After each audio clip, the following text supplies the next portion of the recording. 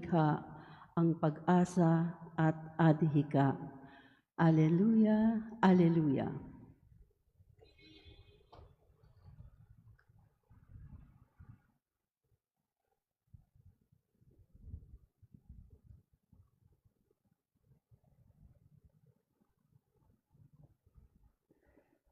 Sumainyo ang Panginoon. At sumaiyo rin. Ang mabuting balita ng Panginoon ayon kay San Mateo. Papuri sa iyo, Panginoon.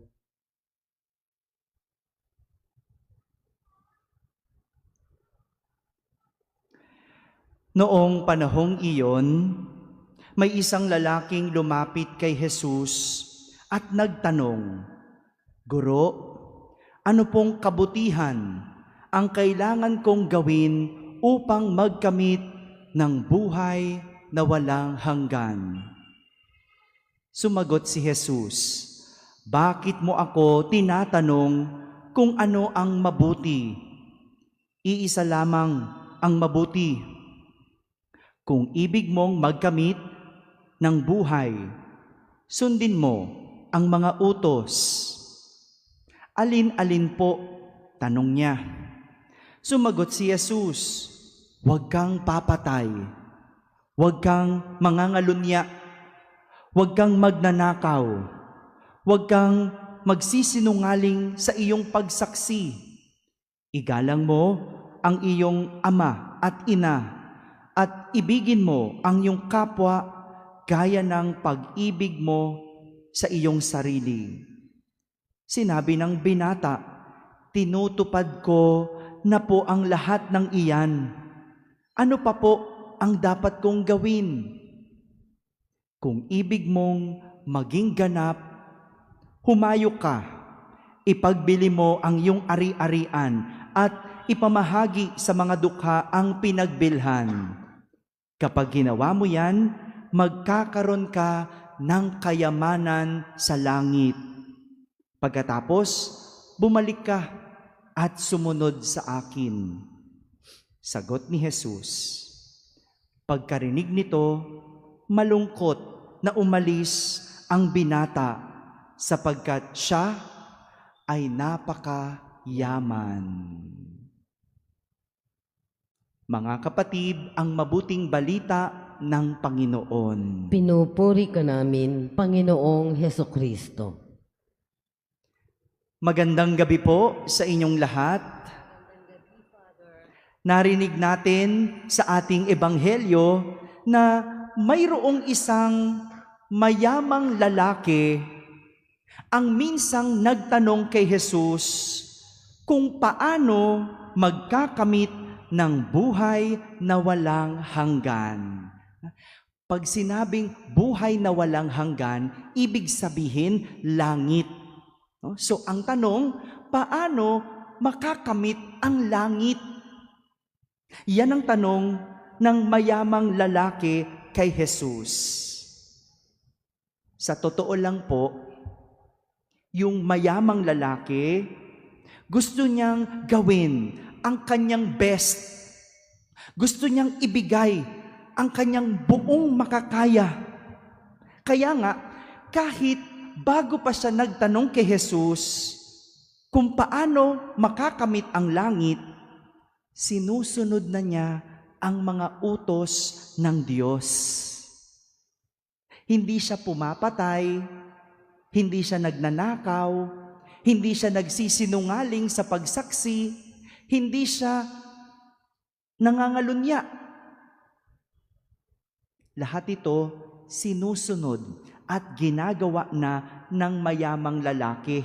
Kaya nga, proud siya na sabihin kay Jesus na lahat ito, sinusunod ko na, ginagawa ko na kahit nung ako'y bata pa. Pero, meron pa ring kulang. Kahit sinusunod na niya ang utos ng Diyos, kahit nagpapakabait na siya, meron pa ring kulang. At ito ang dahilan kaya siya nagtatanong kay Jesus kung paano makakamit ang buhay na walang hanggan. pakiramdam niya may kulang pa rin. Ang galing nung mayamang lalaki, no?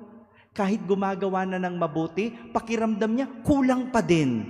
Kahit na sinusunod na niya ang Diyos, pakiramdam niya kulang pa din. Mabuti pa tong mayamang lalaki, nakukulangan sa ginagawa niyang kabutihan. Yung iba sa atin, sapat nang makagawa kahit isang kabutihan. Yung iba dyan, di ba? Kapag araw-araw nagsisimba, anong sinasabi?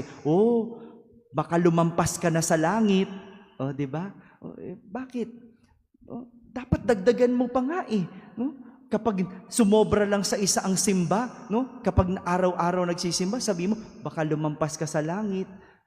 Nakatulong ka na sa kapwa mo. Tapos nagpapatawad ka pa. Tapos martir ka pa. Baka sumobra ka na sa langit. Di ba ganyan tayo?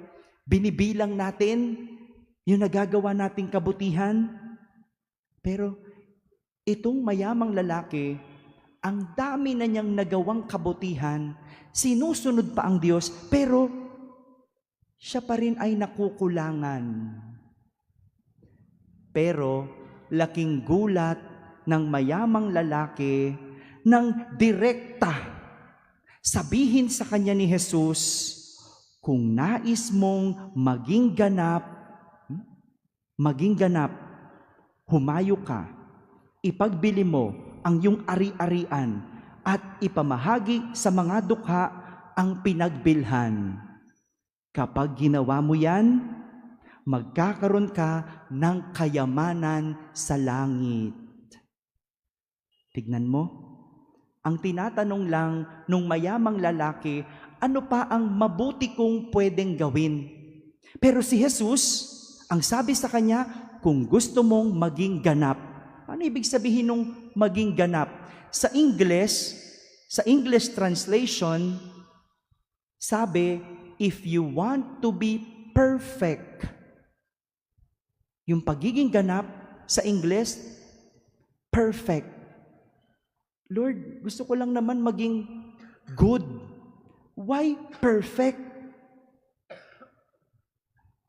Kung uunawain natin ang sagot ni Jesus, para makamit ang langit, para makamit ang buhay na walang hanggan, hindi ka lang dapat mabuti, kundi ikaw ay ganap. To gain eternal life, you do not only settle for being good, but for perfection. Hindi sapat na tayo ay mabuti, kundi dapat tayo ay perpekto. And in the case of the rich young man, sa kaso ng mayamang lalaki, yung kanyang pagiging perpekto ay nakabase sa kanyang kayamanan. Kailangan niyang ipamahagi ito, ibigay sa mahirap, at magkakaroon siya ng kayamanan sa langit. Father, bakit ganun? Mabait na siya. Oo, mabait siya. Sinusunod ng Diyos, pero ang kulang sa kanya, madamot siya. Ayaw niyang ibigay. Ayaw niyang tumulong. Ayaw niyang isuko ang kanyang ari-arian. Marami sa atin ganito. Nagsisimba naman, mabait sa magulang, tumutulong sa kapwa, pero hindi pa perfect. Bakit? Puno ng galit sa puso. Hindi marunong magpatawad. May ganyan sa atin, nagsisimba, mabait, nagsisimba, pero may kabit. Paano yun? Perfect na ba yun? Tumutulong sa kapwa, pero nangungupit, magnanakaw. Did you see that? Kita niyo yon? Mabuti, pero hindi pa ganap. Good, but not yet perfect. Kaya nga, yung mayamang lalaki umalis ng malungkot kasi hindi niya kayang ibigay ang kanyang kayamanan. Siguro, nakatuon yung mayamang lalaki sa pagsuko at pagbibigay ng kanyang yaman. Ang hindi niya pinagtuunan ng pansin ay ang sinabi ni Jesus na kapag ginawa mo yan, ikaw ay magkakamit ng kayamanan sa langit. Yun yung hindi niya naintindihan. Tignan mo, ibigay mo yung kayamanan mo, ang kapalit, kayamanan sa langit. Ibig sabihin, kapag ikaw, tayo ay may isinuko sa Diyos, mayroong darating na kapalit, higit pa sa isinuko mo. Sa atin, hindi naman tayo mayaman. No? Meron po bang mayaman dito? May mayaman ba sa pera? O, kung wala naman tayong kayamanan sa pera, baka mayaman ka sa pride. Yan, no? Marami sa atin yan, no? Mayaman sa pride. Isuko mo na lang yung pride mo sa Diyos at magiging ganap ka. O baka hindi pride ang yaman mo, mayaman ka sa yabang. O yan, no? Mayaman tayo sa yabang. Isuko mo yung yabang mo at magiging ganap ka. O kaya mayaman ka sa galit, mayaman ka sa inggit, mayaman ka sa kasamaan. Lahat yan, isuko mo sa Diyos at ikaw ay magiging ganap at papalitan yan ng Diyos ng kayamanan sa langit. Mga kapatid, huwag kang matakot mamuhunan sa Diyos dahil kahit kailan hindi ka malulugi sa Diyos. Invest in God. Don't be afraid to invest in God. Don't be afraid to give to God. Don't be afraid to serve God. Don't be afraid to spend time with God. Go to church. Because in the end, you will never go bankrupt.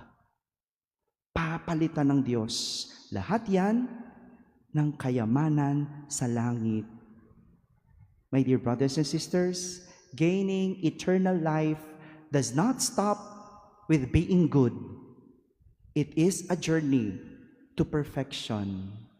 Kaya huwag kang matakot mamuhunan sa Diyos.